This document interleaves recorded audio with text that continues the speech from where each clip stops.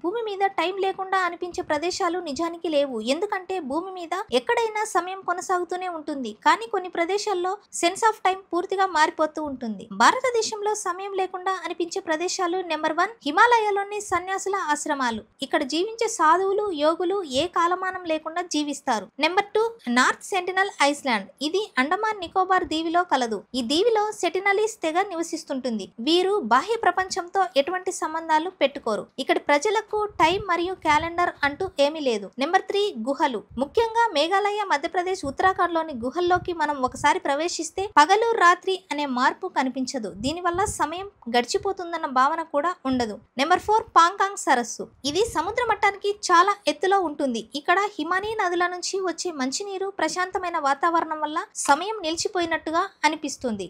ఇది లడక్ నందు కలదు. నెంబర్ 5 రామేశ్వరంలోని ధనుష్ కోటి. ఇది తమిళనాడులో ఉంది. ఇది ఒక భూతీయ పట్టణం. 1964లో తుఫాన్ తర్వాత ఇది పూర్తిగా ఖాళీ అయిపోయింది. ఇక్కడికి వెళ్లిన వారికి ఇది భూతకాలంలో ఉన్నట్లు అనిపిస్తుంది.